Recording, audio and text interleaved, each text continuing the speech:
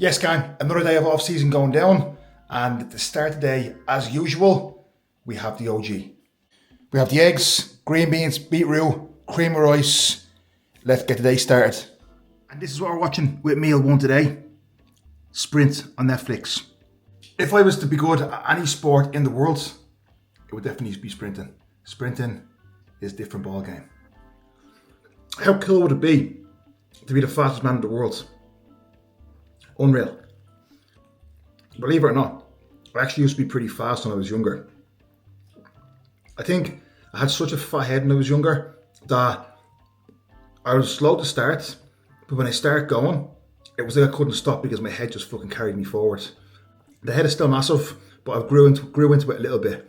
But I used to be like one of them fucking bobbleheads.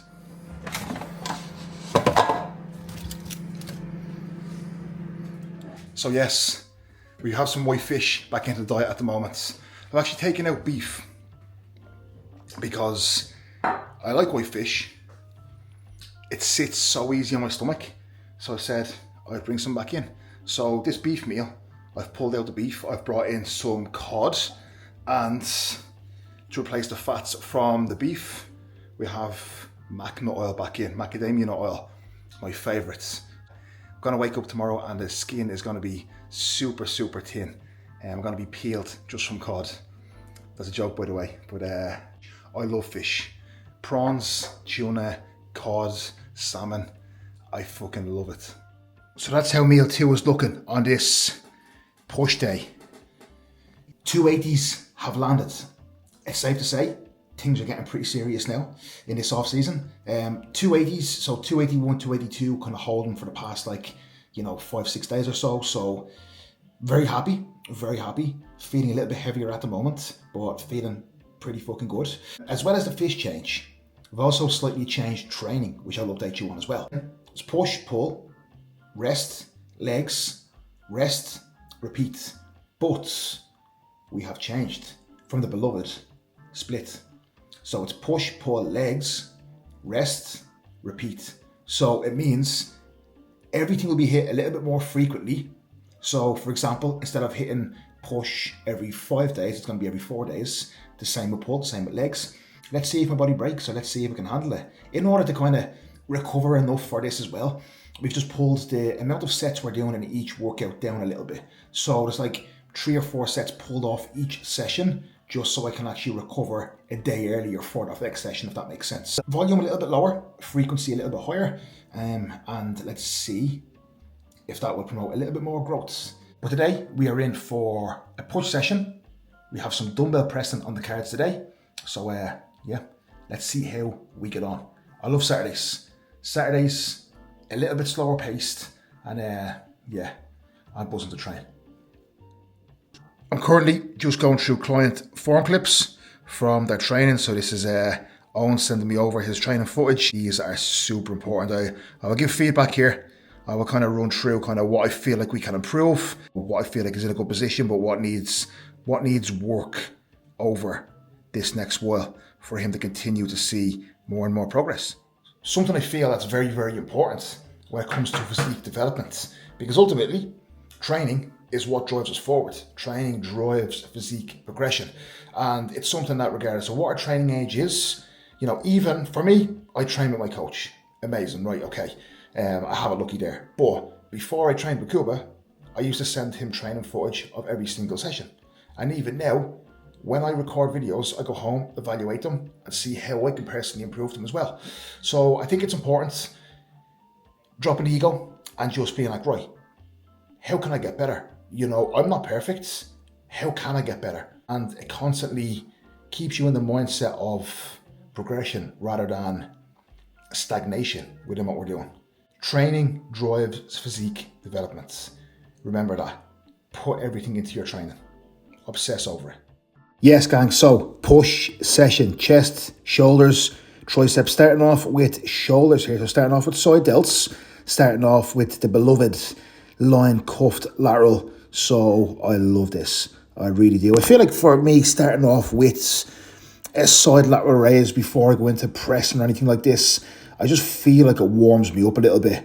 It feels, I feel a little bit less vulnerable going into going into pressing in my old age. So I like to do either a side raise variation or even a fly for chest as well, just to kind of get some blood in and around that top line just before I actually go into the pressing. So line cuff lateral to start off here, 3 sets here, okay? I actually done the same way for the first 2 sets.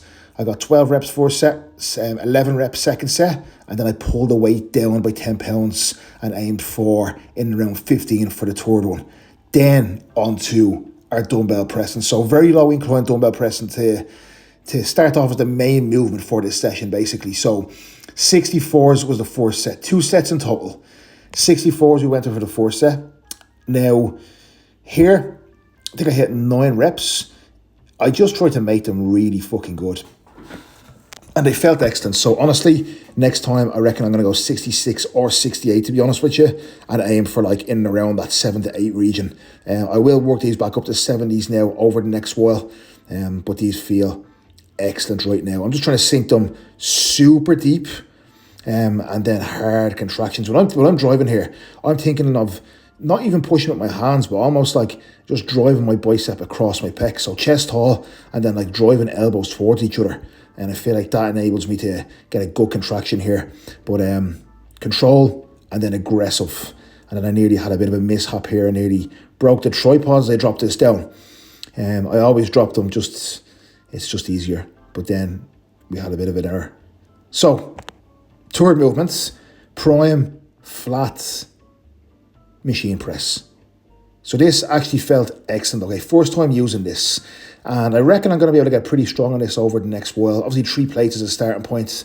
Cool, just lifting me up there for the first rep because it's a bit awkward to get into it on my own. But I'm able to get pretty deep on these. Again, just trying to roll that down into my chest. You will see I almost like have a slight pause at the bottom of every rep. Just trying to get used to it, just trying to not bounce out the bottom. I just don't want a pec there for my first time using this. So yeah, really smooth. This actually felt a lot better than I expected. My hands here are actually super narrow in comparison to where the handle, how wide the handles actually are, because I feel like when my hands are too wide, I can't drive that bicep across the pec. And I feel like it doesn't converge as much. So like I just feel like hands a touch narrower. It allows me to really just load my chest even more, to be honest with you. But this felt excellent. The last rep here, didn't lock that out. It felt a bit ropey. I was like, if I push this, like I don't know how this is going to go. So yeah, just getting comfortable for the first session, but I'm looking forward to full sending this now over the next while. Dips, I love dips. These are getting a lot heavier, a lot harder as I get heavier here. Body weight's coming up, so like even my reps aren't really coming up here, but like I'm getting heavier every single session, so they're getting a lot harder. I could probably put weight. I used to do like 40, 50 kg on these, but again, I didn't feel my triceps like I do here now as well. So yeah, these felt immense, hard but immense.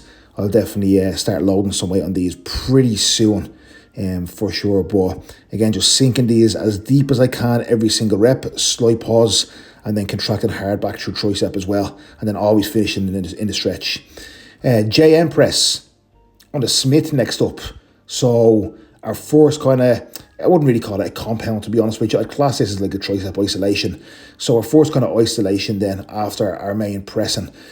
So this, first time using this as well, felt really, really good. So it's like a skull crusher nearly.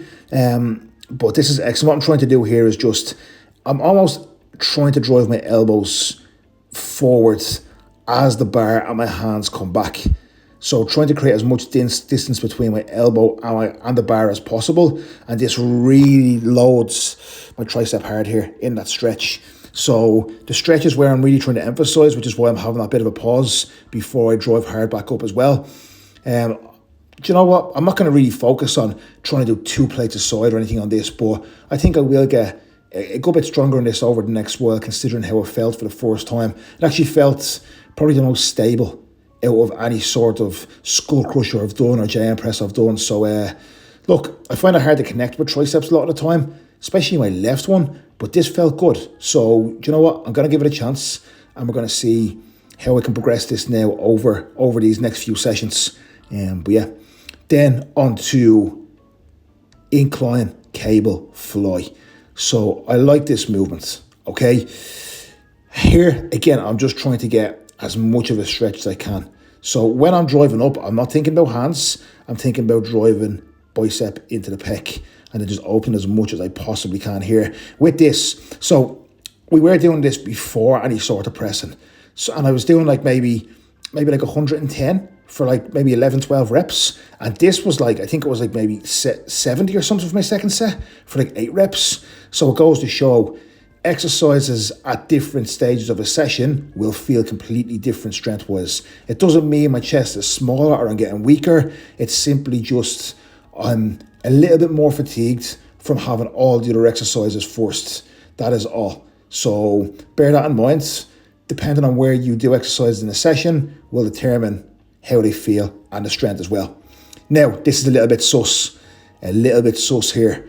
If anybody's watching, they would have been like, what the fuck is going on? So dumbbells, they roll when I'm pressing down on them. So I didn't want them to roll. So I got Cooper to stand with his feet either edge of them, just so they didn't roll, they didn't tear a pec. But then I couldn't come up all the way. So I was like, right, this is like fucking constant tension. So yeah, this was a little bit sus, but this actually felt really good because just as I got to lockout, it forced me straight back down into it, so I couldn't actually rest at the top. So it was just like the full set of just like constant tension, and my chest was fully blown after this. And with this, I'm trying to keep my hips tall. I don't want them to kind of drop lower. I want it to be a bit of a decline. And then the reason for the dumbbells is because it allows me to get more range in comparison to if I just used my hands. So it allows me to sink down deeper than if I was just had my hands on the floor. So that's the reason for the dumbbells with this. But very, very nice to finish off chest with a set of these and then getting up. Oh man, bodybuilders are not functional people. And then finishing off with tricep push downs. 3 sets here for me. It was 3 sets on the JM press as well. So 6 sets of like tricep isolation and 2 sets of dips for me here. But this 3 sets of like 12 to 15. The first set I done, I think it was 14 reps. The second set I dropped it down 10 pounds and done the same. And then the last set I dropped it down 10 pounds and then I done like 12 reps. As I get deeper into these sets, fatigue builds in fast and the pump is crazy. And then obviously at the end of the session, there's not much left in the gas tank there as well. So yeah, that was a really, really good session. Again, a little bit lower volume than what we have been doing, but we're trying to recover for 4 days' time rather than 5. So I think it was perfect. We'll see how the next few days feel in terms of recovery. But I'm really enjoying these slightly shorter sessions at the moment. I really feel I can get a lot out of them. I think my strength is going to massively jump forward over the next while as well. So banging session, super, super happy. Then post-workout, I went to my barber. So my barber is actually a client of mine. Now, I had to document this, because I don't know how many of these haircuts are left before my hairline decides to completely leave me. So yeah, I love getting a haircut, but it's a bit risky at the moment. So he didn't even touch the top here, because I know if I keep cutting into that top, that hairline is going to keep getting worse and worse. But look, it's a price we pay, isn't it, as bodybuilders? It's part and parcel of it. But yeah, I love a haircut. I'm actually enjoying doing these training voiceovers. It means I don't have to talk to a camera during training as well. At the moment, I'm in my zone. I'm really focusing on training. So this actually suits me a lot better. Actually doing voiceovers, talking over them, and then not really having to get distracted by a camera. There's times where I don't get distracted by a camera, and there's times where I can talk and it doesn't affect training at all. But right now, I feel like it's a time where I'm in my zone and I don't want to have to talk to a camera in between sets. I just want to focus on making the progress that I need, because yeah, I just want all my attention and energy into that session while I'm in the gym. So that's why there's voiceovers and not Joe hasn't been in filming me as well in sessions. But that will change obviously going forward, but right now this is just what I need is in this off season. But until prep does eventually begin, and content will get a bit more exciting as well. I know it's repetitive, training's repetitive, food's repetitive, but ultimately, this is bodybuilding at the end of the day. And it's not how everyone has to eat, train, live. And you better believe that my clients don't all eat, train, live the same way as well. Bodybuilding is a specific endeavor that we are on as individuals, but it doesn't mean it's how everyone should be, everyone should live, everyone should operate. Everyone has specific goals, individual goals. So whatever your goal is, just make sure you are giving everything to it and you are leaving no stone unturned. Don't waste your potential.